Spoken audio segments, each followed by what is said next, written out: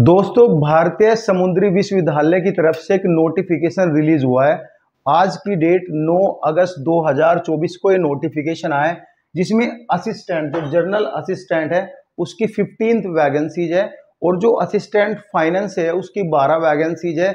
और इन वैकेंसीज के बारे में A to Z आपके एग्जाम सेंटर कहाँ पे होंगे और आपकी सैलरी क्या है, आपकी एज कितनी होनी चाहिए, क्वालिफिकेशन क्या होना चाहिए, किस कैटेगरी में कितनी वैकेंसीज है, सभी चीजों के बारे में वन बाय वन करके डिस्कस करेंगे। देखो, यहाँ पे जो पोस्ट है वो असिस्टेंट की 15 वैकेंसीज है, जिसमें यूआर की 7 वैकेंसीज है और इसका फॉर्म ऑल ओवर इंडिया से सभी कैंडिडेट्स मेल फीमेल दोनों ही कैंडिडेट अप्लाई कर सकते हैं पूरे भारत से। ठीक है, ओबीसी एनसीएल की 4 वैकेंसीज है, एससी की 2 वैकेंसीज है, एसटी की 1 वैकेंसीज है, ईडब्ल्यूएस की 1 वैकेंसीज है।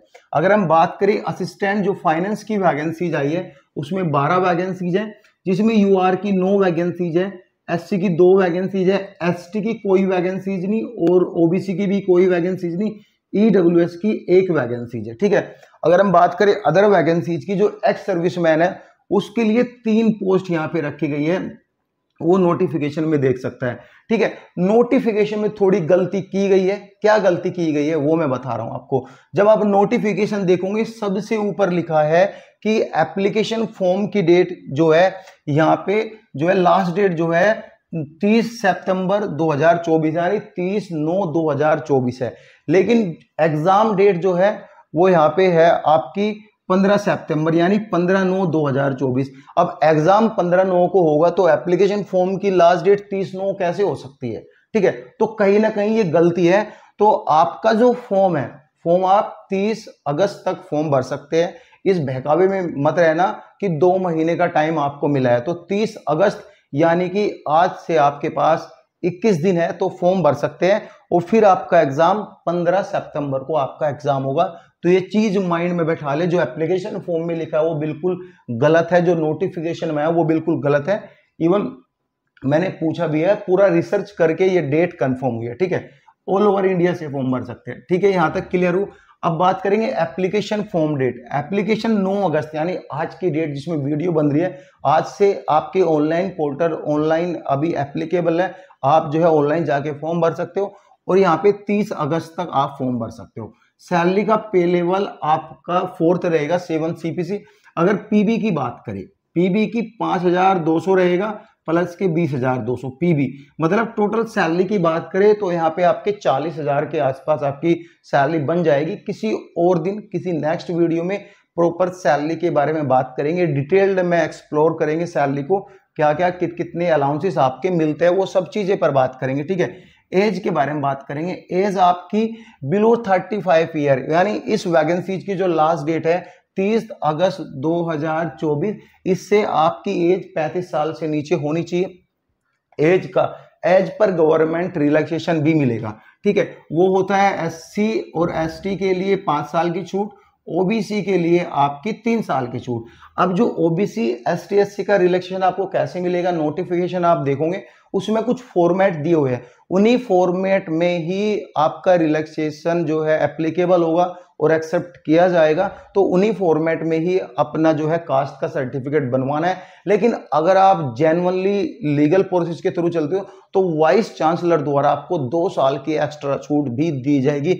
आप वहां पे बात कर सकते हो यूनिवर्सिटी में जाके सभी चीजें। ठीक है, यहाँ पे बहुत सारे स्टूडेंट का डाउट होता है कि एक कैंडिडेट जो है, सपोज करो किसी कैंडिडेट के पास मैथ है, वो चाहता है कि मैं दोनों वैकेंसीज के लिए फॉर्म फिल कर सकता हूँ। बिल्कुल उसके पास राइट्स है, दोनों वैकेंसी यानी असिस्टेंट फाइनेंस के लिए भी और असिस्टेंट जनरल के लिए भी वो फॉर्म फिल कर सकता है, लेकिन उसको सेपरेट एप्लीकेशन का पेमेंट जो है पे करना पड़ेगा। यानी अगर यूआर से 1000 प्लस के जीएसटी प्लस के 1000 प्लस के जीएसटी यानी 2000 प्लस के जीएसटी 18% 36% आपको उसको अलग से जीएसटी देना पड़ेगा। ये नहीं कि एक साथ 2000 देगा 18% जीएसटी उस पे दे दे, ऐसे नहीं होगा।